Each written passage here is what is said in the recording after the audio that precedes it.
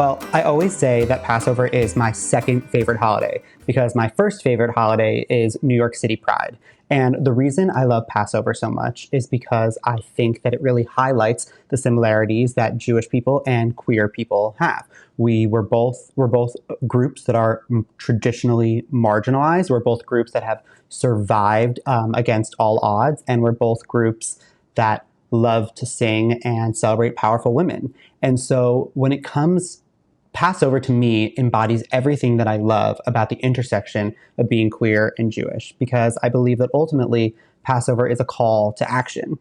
Holocaust survivor and my role model, Elie Wiesel, said, "I love Passover because for me, it is a cry against indifference, a cry for compassion." And I absolutely love that. One of the many things that I love about Judaism and queerness is that it is constantly changing and constantly evolving. Passover is not just a ritual that celebrates the past. It is also a promise for the future and how we can reimagine ourselves as Jews and as queer people. So the question that I would have us ask is, how can we be more actively inclusive and fully embracing of Jews of color, Black Jews, queer Jews, and especially trans Jews? And I believe that as a queer person, it's my obligation to show up for all marginalized people. And I believe that as a Jewish person, it's my obligation to show up for all marginalized people. And I can't think of a better time to remember that during Passover.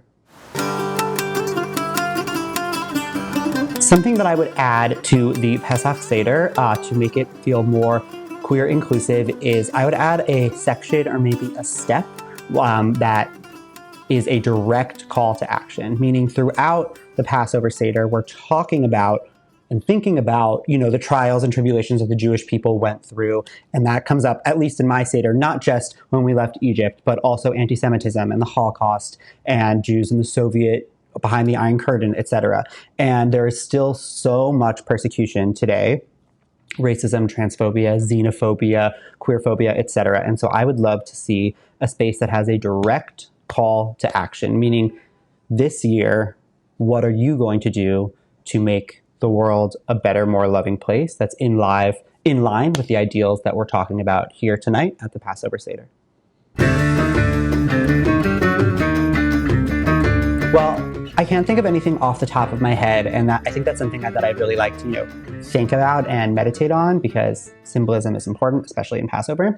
But something that I can say is that at my family Seder, we decorate the entire table with frogs, to represent the second plague. And the tackier the frog, the better. So people know whenever they come to our house, especially for Passover, to bring a frog. And so when you walk into the dining room, the entire room is like filled with hideous, loud, tacky green frogs. And I think it's I don't know if it's queer, but it's definitely camp.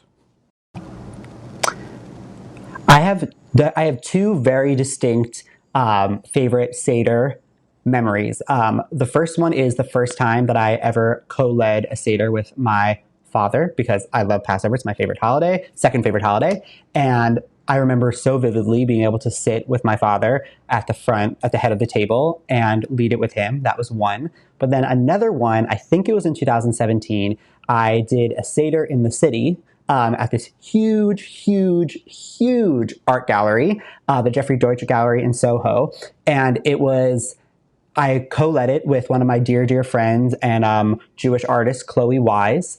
And there was a huge, huge Keith Haring painting that was hanging over the Seder table. And I won't get into specifics, but the painting was very, very queer and a little bit explicit. And we just did all of the coolest stuff. We had a montage of the Rugrats Passover episode spliced playing on the walls. We had a klezmer band that came for Magid. We had people, acting out the different parts. And it was just this totally incredible experience. And I was, 25 or 26, and I led a 50-person Seder.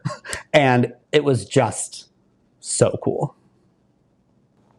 Something else that I think that is really important, that I believe all of the time, but is specifically relevant on Passover, is that being Jewish means that you are part of something greater than yourself.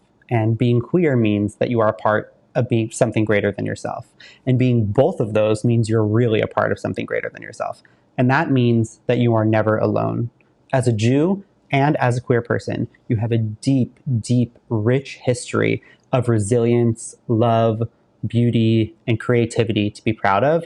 And I think that's worth celebrating all day, every day of the year, but especially during the Passover Seder. And if you're at a Passover Seder where queerness isn't as openly referenced, you can think that as long as there's been Jewish history, as long as there's been any type of history, there has certainly been queer history.